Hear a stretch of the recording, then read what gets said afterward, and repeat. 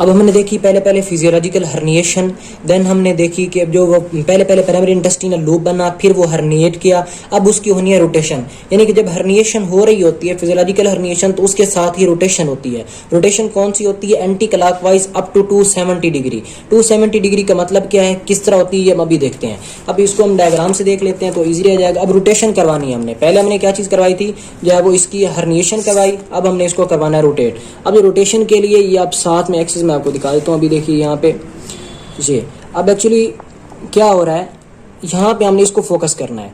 जो ऊपर वाला होता है ये वाला जो क्रेनियल लिम्ब है, ये क्रेनियल लिम्ब आ रहा है, जो निचले वाला है वो है काउडल लिम्ब।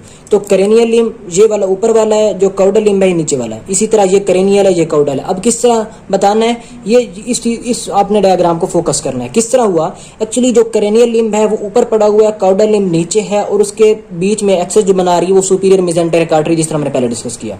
अब इसकी होनी है पहले 90 डिग्री की। 90 डिग्री की रोटेशन किस तरह होगी, इसको इस तरह समझिएगा।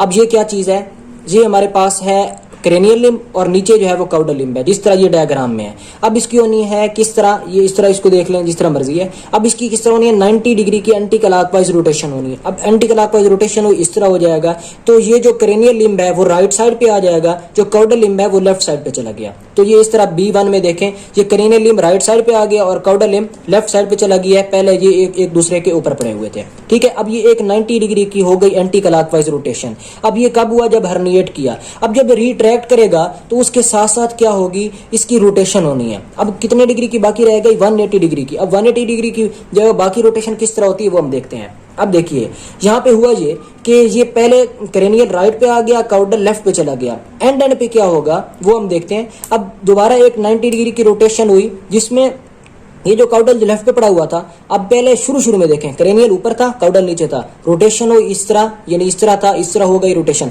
अब मजीद जब इस तरह की रोटेशन होगी तो काउडल ऊपर आ जाएगा, क्रेनियल नीचे। ये देखें, काउडल ऊपर और क्रेनियल नीचे। अब ये अब तक कितने की डिग्री की रोटेशन हो गई, 90 90 एंड देन 90। अब एक और 90 डिग्री की रोटेशन हमारे पास रहती है। अब किस तरह होगा, देखें यहाँ पे, अब ये एक 90 डिग्री की रोटेशन हो ये बना, एक 90 डिग्री की रोटेशन हो ये बना। अब एक 90 डिग्री की रोटेशन रहती है, 3 90 डिग्री की रोटेशन होगी तभी जाके 270 बनेगा। अब ये किस तरह होगी, यानी कि अब ये क्या हुआ था, क्रेनियल पहले क्रेनियल थी ऊपर, काउडल नीचे, देन इस तरह हुआ, फिर इस तरह हो गई कि काउडल जो है ऊपर आ गई। अब इस तरह होगा कि जो क्रेनियल है वो बिल्कुल लेफ्ट पे चली जाएगी और काउडल जो है वो राइट पे आ जाएगी। तो ये इसकी होती है एंड पोजीशन। अब एंड पोजीशन किस तरह हेल्पफुल होगी, हम रिट्रैक्शन में समझ आएगी। किस तरह हुआ, क्रेनियल ऊपर था, इसको देखें, इसकी 90 डिग्री की रोटेशन हुई, क्रेनियल राइट पे आ गया, देन क्रेनियल डाउनवर्ड आ गया, देन क्रेनियल जो होता है वो लेफ्ट आ गया। एक क्रेनियल को पकड़ लें तो आपको सारा कुछ इजीली क्लियर हो जाएगा कि रोटेशन किस तरह हो रही है। अब रोटेशन के बाद होना है रिट्रैक्शन। अब क्योंकि इनकी जो असल फेट है, जो मिड गट है, अब वो अम्बिलिकल कॉर्ड में थोड़ी ना होती है, उन्होंने होना है एब्डोमिनल कंटेंट में। अब एब्डोमिनल कंटेंट में जो पड़ी हुई हैं चीजें, तो उन्होंने जब पीछे आना होता है और उन्होंने आना है किसमें, जो हमारे पास एब्डोमिनल कैविटी है उसमें, तो वो किस तरह आती हैं और हेल्पफुल होती हैं ये हम देख लेते हैं, ठीक है। अब रोटेशन हो गई, देन होती है रिट्रैक्शन।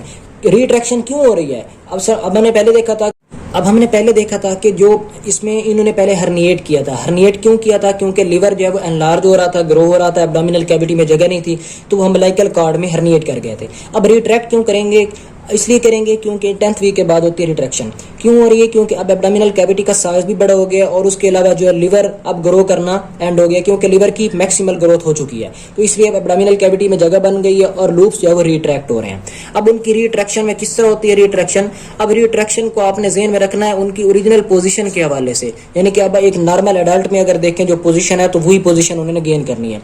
रिट्रैक्शन में ये नहीं होता कि इंटेस्टिनल कंटेंट सारा जो है वो इकट्ठा बस रिट्रैक्ट हो गया बगैर किसी जो है एग्जैक्ट लोकेशन, इस तरह नहीं है। रिट्रैक्शन में ये होता है कि जो जिजुनम है, जिजुनम ने सबसे पहले रिट्रैक्ट करना होता है। अब जिजुनम ने सबसे पहले रिट्रैक्ट किया तो वो किस तरह करती है रिट्रैक्शन, अब हम देखते हैं इसको। यानी कि जिजुनम पहले रिट्रैक्ट करके बिल्कुल जो है वो आ जाती है लेफ्ट पे, यानी कि लेफ्ट ऑफ द बॉडी पे जिजुनम आ जाती है, फिर बाकी चीजें जो है वो आती रह जाती हैं और वो एडजस्ट होती चली जाती हैं। जो सीकम होता है, सीकम यहाँ पे सीकल बड बनेगा वो हमें भी देखेंगे, वो जाता है बिल्कुल एंड पे। तो द पार्ट टू एंटर यानी कि फर्स्ट जो पहले आएगा वो होगा जिजुनम और the part two enter last वो होगा सीकम। अब देखेंगे किस तरह हो रहा है, ये हम इसको अभी देख लेते हैं। एक्चुअली होता ही था कि हमने पहले पढ़ा था कि किस तरह हो रही थी रिट्रैक्शन में क्या हुआ, रिट्रैक्शन में जो है वो हमारे पास दो चीज़ें हुई। रिट्रैक्शन में कौन कौन सी दो चीज़ें हुई, ये देखिएगा अभी रिट्रैक्शन में जो है वो पहले जो पोर्शन आया वो था कौन सा, वो था हमारे पास जिजुनम का पोर्शन, और जो एंड पे आया वो जो पोर्शन था वो था हमारे पास सीकम। अब इन्होंने जो है वो रिट्रैक्ट कर दिया। अब रिट्रैक्शन किस तरह, और इसको डायग्राम से देख लेते हैं, इजी हो जाएगा।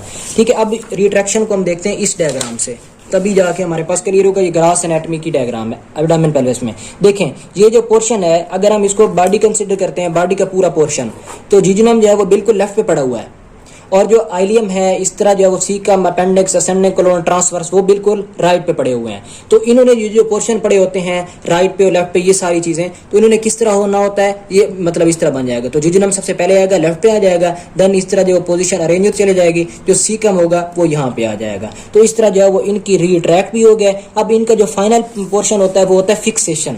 फिक्सेशन क्यों, फिक्सेशन से मुराद क्या है, फिक्सेशन जो बॉडी के जो ऑर्गन्स होते हैं, डिफरेंट विसरा हैं, वो फिक्स्ड हैं किसके साथ, वो जो है वो मीजेंट्री के साथ, इस तरह जो पेरिटोनियम है उसके जो लिगामेंट्स होते हैं उनके साथ वो फिक्स्ड होते हैं। अब उन्होंने जो फिक्स्ड होना होता है वो किस तरह फिक्स्ड हो रहे होते हैं और उनका क्या रोल होता है। एक्चुअली होता यह है कि जो हमारे पास असेंडिंग कोलोन होता है और डिसेंडिंग कोलोन, डिसेंडिंग तो हमने भी पढ़ा नहीं है, तो जो असेंडिंग कोलोन होगा, डिसेंडिंग कोलोन होगा, ये जो पोर्शन होते हैं ये होते हैं हमारे पास रेट्रोपेरिटोनियल। ये जो पोर्शन होंगे ये रेट्रोपेरिटोनियल, उसके अलावा ड्यूडिनम भी जो है वो रेट्रोपेरिटोनियल होता है, जो इसमें आ रहा होता है।